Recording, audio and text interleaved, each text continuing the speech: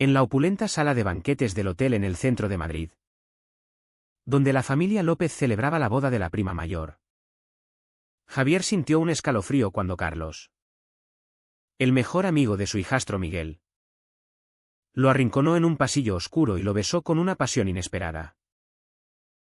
Ese beso, robado en medio de risas y brindis lejanos, no solo despertó en Javier sensaciones dormidas durante años, sino que fue capturado por la cámara de un primo curioso, desatando un escándalo que amenazaba con destruir la fachada perfecta de su vida familiar. Javier, aturdido, se apartó bruscamente. Pero el daño ya estaba hecho, la foto circulaba por los teléfonos de los invitados antes de que terminara la noche. Javier López, un arquitecto de 45 años con una carrera estable en una firma de renombre en Madrid, había construido su vida sobre pilares de responsabilidad y discreción. Casado con Elena hace 10 años. Había aceptado el rol de padrastro de Miguel, el hijo de ella de un matrimonio anterior, con la determinación de ser el padre que el chico necesitaba. Miguel, ahora de 20 años y estudiante de Derecho en la Universidad Complutense, era un joven brillante pero reservado. Y Carlos, su amigo inseparable desde la secundaria, era como un segundo hijo para la familia. Carlos, de 21 años, provenía de un barrio obrero de Vallecas, con una energía arrolladora que contrastaba con la formalidad de los López. Javier siempre lo había visto como un chico problemático pero leal. Hasta esa noche. Al día siguiente, la resaca del escándalo golpeó con fuerza. Elena lo confrontó en la cocina de su apartamento en el barrio de Salamanca, con el teléfono en la mano mostrando la foto borrosa pero inconfundible. ¿Qué significa esto? Javier, ¿estás teniendo una aventura con el amigo de mi hijo? Su voz temblaba de ira y confusión. Javier, con el corazón latiendo desbocado, negó todo al principio, alegando que era un malentendido, un juego de borrachos. Pero en su interior, el beso había removido algo profundo, recuerdos de su juventud, cuando había reprimido atracciones hacia hombres para encajar en una sociedad conservadora, en una familia católica estricta de Andalucía. Había elegido el camino correcto: matrimonio, carrera, estabilidad.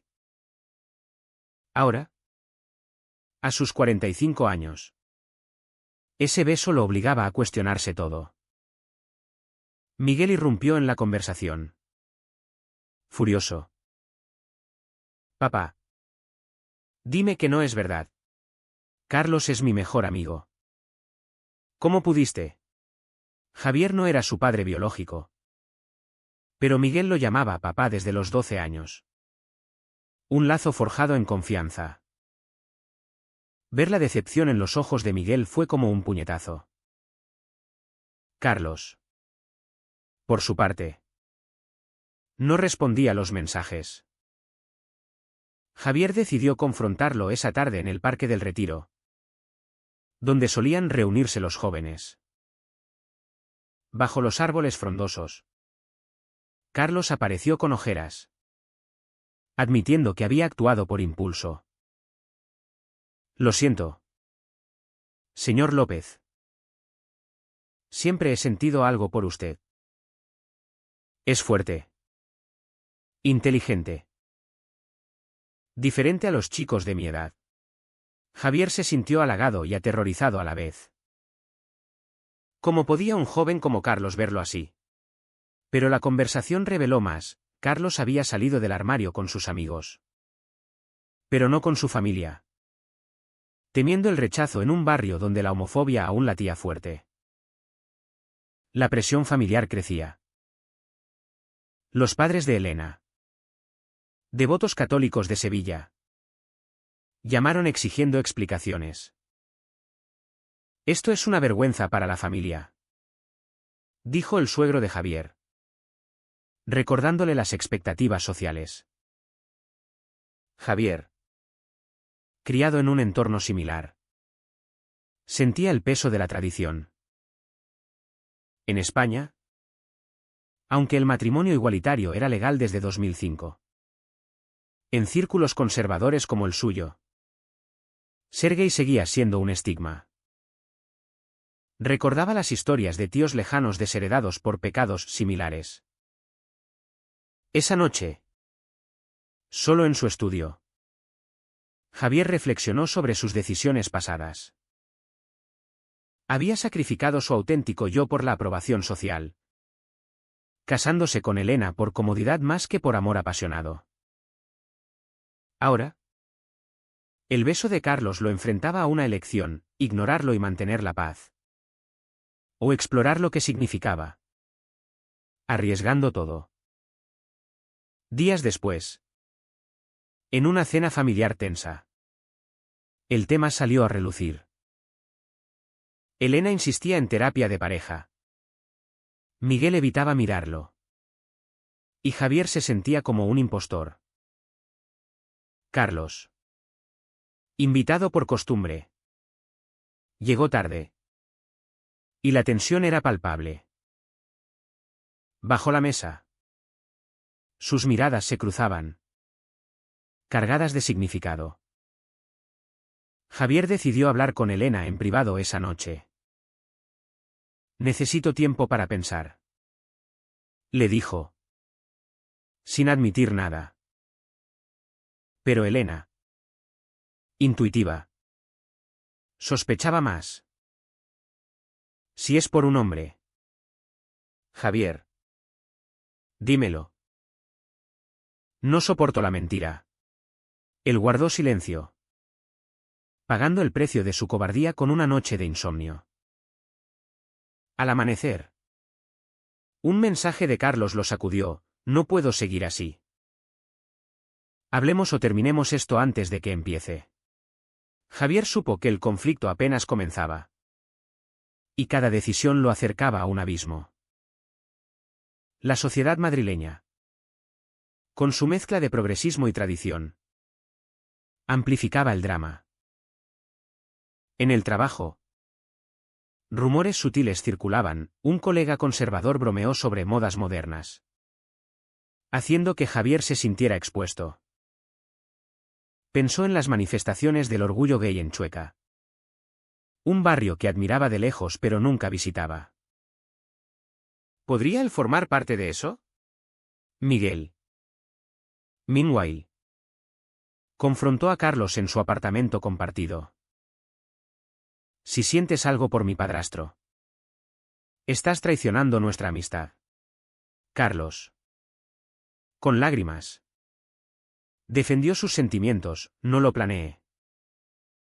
Es real. Miguel, luchando con su propia confusión, ¿era homofóbico o solo herido?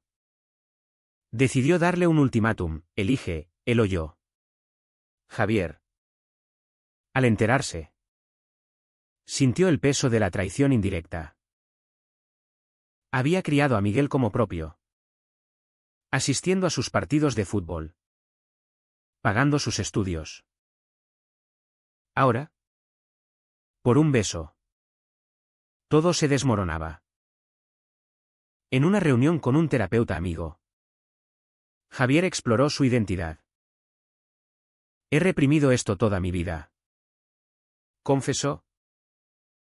El terapeuta lo animó a ser honesto, pero advirtió del costo: divorcio, alienación familiar, posible pérdida de amigos. Javier salió de allí con más dudas.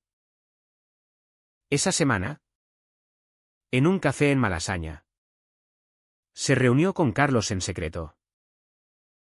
La conversación fluyó, compartieron historias de juventud, sueños truncados. Carlos hablaba de su lucha en un barrio donde ser gay significaba peleas constantes. Javier se vio reflejado.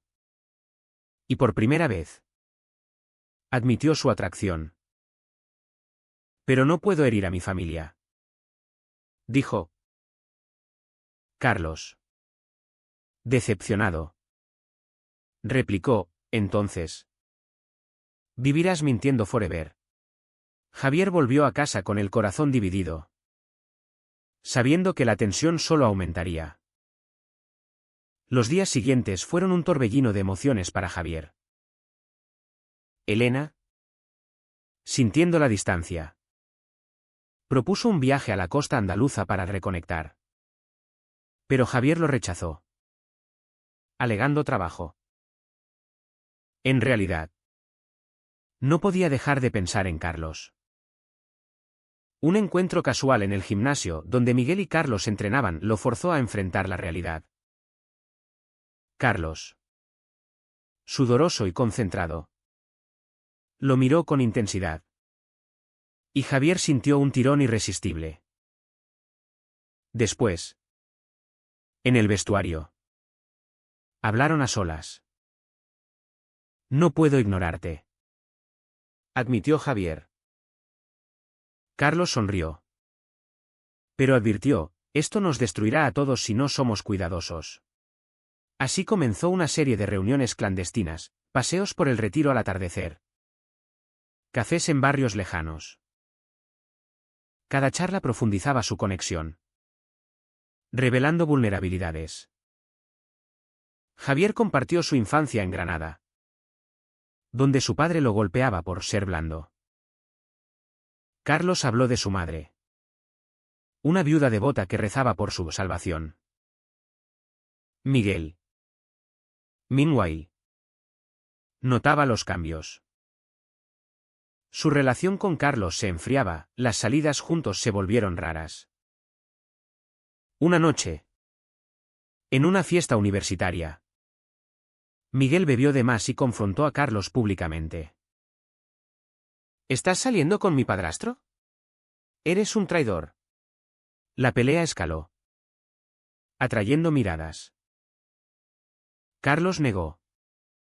Pero el daño estaba hecho, rumores se extendieron por el campus. Miguel, herido, volvió a casa y le contó todo a Elena. Mamá, creo que papá es gay. Elena lloró toda la noche. Al día siguiente, confrontó a Javier en su oficina. Dime la verdad. ¿Amas a Carlos? Javier, acorralado, admitió parcialmente, siento algo. Pero no he actuado. Elena, devastada, le dio un ultimátum, elige, nosotros o él. Javier sintió el mundo colapsar. Había construido una familia, pero ahora pagaba el precio de su represión pasada. La sociedad intervenía sutilmente. En una cena con amigos conservadores, un comentario homofóbico sobre un político gay hizo que Javier se removiera incómodo. Defendió vagamente la igualdad, ganando miradas extrañas. En el trabajo, un proyecto con un cliente progresista lo expuso a perspectivas nuevas, colegas abiertamente gays que vivían felices. Inspirado, Javier asistió a una reunión de un grupo de apoyo LGBTQ en Chueca. Allí, escuchó historias similares, hombres casados que salían del armario tarde, perdiendo todo pero ganando libertad. El precio es alto, pero la mentira duele más, dijo uno. Javier salió motivado, pero aterrorizado. Esa noche, llamó a Carlos. Necesito verte. Se encontraron en un bar discreto. La conversación derivó en confesiones profundas. Carlos admitió su miedo al rechazo familiar, Javier. Su culpa por traicionar a Elena y Miguel. El conflicto interno de Javier se intensificaba. Soñaba con una vida auténtica. Pero visualizaba el divorcio, Elena sola, Miguel resentido. Decidió pausar las reuniones con Carlos. Pero el joven no aceptó. No soy un secreto, dijo en un mensaje. Javier. Dividido. Buscó consejo en su hermana mayor, que vivía en Barcelona y era más abierta. Hermano, la felicidad no es egoísta si has sacrificado tanto, le dijo. Pero al volver a Madrid, encontró a Elena revisando su teléfono. Descubrió mensajes ambiguos con Carlos. La pelea fue épica, gritos, lágrimas, acusaciones de traición. «Has destruido nuestra familia», gritó Elena. Javier, arrepentido pero honesto, admitió: «Nunca te mentí sobre quién era. Pero me mentí a mí mismo». Elena lo echó esa noche, y Javier se refugió en un hotel, pagando el precio inmediato de su verdad emergente. Miguel, al enterarse, reaccionó con rabia. Confrontó a Javier en el hotel. «Nos has traicionado a todos. ¿Por qué no lo dijiste antes?». Javier explicó su represión. Las presiones sociales de su generación. Miguel, luchando con sus prejuicios, admitió: «No odio que seas gay. Odio la mentira». La conversación fue un paso hacia la comprensión. Pero el daño persistía. Carlos, meanwhile, enfrentaba su propio drama. Su madre lo interrogó sobre los rumores. «Hijo, la iglesia dice que eso es pecado», dijo. Carlos, valiente, salió del armario con ella. La reacción fue mixta, lágrimas, pero un abrazo final. «Te quiero, pero necesito tiempo». Inspirado, Carlos presionó a Javier: «Si no luchas por nosotros, ¿qué sentido tiene?». La tensión culminaba en una reunión familiar forzada. Elena invitó a sus padres, y el escándalo se discutió abiertamente. El suegro de Javier lo llamó perverso, citando la Biblia. Javier defendió: «El amor no es pecado». La familia se dividió, algunos apoyaron, otros condenaron. Miguel, en medio, eligió el silencio. Javier salió de allí exhausto, pero con una claridad creciente. En una llamada con Carlos, decidieron verse una última vez. En el puente de Segovia, bajo las luces de la ciudad, compartieron un beso genuino, no robado. «Estoy listo para pagar el precio», dijo Javier. Pero sabía que el camino adelante estaba lleno de pérdidas. El divorcio se inició semanas después. Un proceso doloroso en los tribunales de Madrid. Elena, representada por un abogado agresivo, exigía la mitad de todo, alegando infidelidad emocional. Javier no peleó, aceptó, priorizando la paz. Miguel, dividido, alternaba entre apoyar a su madre y visitar a Javier en su nuevo apartamento en Lavapiés, un barrio bohemio que simbolizaba su transformación. «Papá, ¿valió la pena?», preguntó un día. Javier, honesto, respondió: «Aún no lo sé. Pero vivir mintiendo era peor». Carlos se mudó temporalmente con Javier, pero mantuvieron discreción para evitar más escándalos. Su relación florecía: noches de conversaciones profundas, paseos por la Gran Vía, explorando una Madrid que Javier nunca había visto como gay. Pero las repercusiones sociales golpearon fuerte. En el trabajo, el jefe lo llamó a una reunión. «Javier, Los clientes conservadores murmuran. ¿Puedes manejar esto? Él afirmó. Pero perdió un proyecto clave. Amigos de antaño lo evitaban, invitaciones a cenas cesaron. En una fiesta, un excompañero lo confrontó: ¿por qué arruinar tu familia por una fase? Javier replicó: no es una fase. Es quien soy. Carlos se enfrentaba similar, en su universidad. Compañeros lo acosaban sutilmente, cuestionando su amistad con Miguel. Miguel, meanwhile, asistía a terapia para procesar. Descubrió sus propios prejuicios, influenciados por una educación conservadora. Quiero entender. Pero duele, le dijo a un amigo. Un punto de quiebre llegó en la fiesta de cumpleaños de Miguel. Elena organizó una reunión familiar, invitando a Javier por cortesía. Carlos no fue invitado, pero apareció para apoyar a Javier. La tensión explotó cuando el suegro lo vio. Fuera de mi vista. Pervertidor, gritó. Javier defendió a Carlos, leading a una confrontación masiva. Elena intervino: papá. ¿Basta? Javier es el padre de Miguel. Pero el daño escaló. Miguel, abrumado, huyó de la fiesta. Lo encontraron horas después en el retiro, llorando. No soporto veros pelear por mí, dijo. Javier y Elena, en un momento de tregua, lo consolaron juntos. Somos tu familia, pase lo que pase, dijo Javier.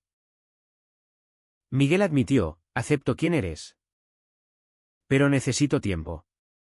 Carlos, sintiéndose culpable, propuso distanciarse. No quiero ser la causa de más dolor. Javier rechazó: ya hemos pagado suficiente. Lucharemos juntos. Pero la sociedad no facilitaba. En un evento del orgullo, Javier y Carlos marcharon por primera vez. La libertad era embriagadora. Pero al volver, encontraron grafitis homofóbicos en la puerta de Javier. Maricones fuera, decía. Reportaron a la policía. Pero el incidente reveló la persistente discriminación en España, pese a las leyes progresistas. Javier cuestionó su decisión: ¿valía la felicidad personal el riesgo a la seguridad? El clímax llegó en una cena reconciliatoria con Elena. Solos en un restaurante. Ella admitió: te amé. Pero nunca fuiste fully mío. Javier se disculpó por las mentiras. Acordaron coparentalidad para Miguel. Pero al salir, Miguel los esperaba con Carlos. Quiero que seamos una familia moderna, dijo Miguel. La reconciliación fue tentativa, pero un paso. Sin embargo, la madre de Carlos irrumpió en la narrativa, lo desheredó temporalmente, forzándolo a buscar trabajo extra. Carlos, resilient, lo vio como un precio por autenticidad. Javier lo apoyó. Pero el estrés afectó su salud: insomnio, ansiedad. En una terapia conjunta con Miguel, Javier exploró matices éticos. ¿Fue egoísta priorizar mi verdad sobre la estabilidad familiar? El terapeuta respondió: la verdad libera. Pero duele. Miguel, creciendo, defendió: papá, mereces ser feliz. Pero el conflicto persistía. Elena empezó a salir con alguien. Y Javier sintió celos irracionales. No por amor, sino por hábito. Carlos, celoso, discutió: Si aún sientes por ella. Terminemos. Javier reafirmó su compromiso. Pero pagó con noches de duda. La tensión alcanzó su pico en una confrontación final con la familia extendida. En Sevilla. Durante una reunión navideña. Javier y Carlos asistieron. El suegro los ignoró. Pero una tía progresista los apoyó. Una discusión estalló sobre moralidad. ¿Es correcto romper un matrimonio por deseo? Javier argumentó, el deseo reprimido destruye más. La familia se dividió. Algunos partiendo enfadados. Javier y Carlos volvieron a Madrid exhaustos. Pero unidos. Miguel los visitó. Anunciando, estoy orgulloso de ti. Papá. Fue un momento de despertar. Pero el precio, relaciones rotas. Estabilidad perdida al pesaba. Con el paso de los meses. Javier y Carlos consolidaron su relación en medio de la tormenta. Vivían juntos en Lavapiés. Un barrio que abrazaba la diversidad. Javier. Adaptándose. Se unió a asociaciones LGBTQ. Abogando por derechos en foros locales. Su carrera sufrió. Pero encontró clientes progresistas que valoraban su autenticidad. He perdido mucho. Pero ganado libertad. Reflexionaba en su diario. Carlos graduó en ingeniería. Consiguiendo un empleo en una startup inclusiva. Su madre. Tras meses de silencio. Llamó, hijo. Te extraño. Ven a casa. La reconciliación fue lenta. Pero real. Mostrando que el tiempo cura heridas. Miguel. Meanwhile. Evolucionó. Empezó a defender causas LGBTQ en la universidad. Confrontando sus prejuicios. Gracias a ti. Papá. Veo el mundo diferente. Le dijo en una cena. Elena. En una relación nueva. Mantuvo cordialidad. Somos mejores como amigos. Admitió. Pero no todo era rosa. Javier enfrentó depresión por las pérdidas. En terapia. Procesó el duelo de su vida anterior. Elegí el amor. Pero pagué con aislamiento. Carlos lo apoyaba. Pero sus propias luchas, discriminación laboral sutil, agregaban tensión. Una pelea sobre finanzas escaló. ¿Valió arruinar todo por esto?, gritó Carlos. Javier. Calmado. Respondió, sí. Porque es real. La sociedad madrileña ofrecía contrastes. En Chueca. Celebraban, en barrios conservadores. Miradas juzgadoras persistían. Javier participó en un panel sobre salidas del armario tardías. Compartiendo su historia. El precio es alto, familia dividida.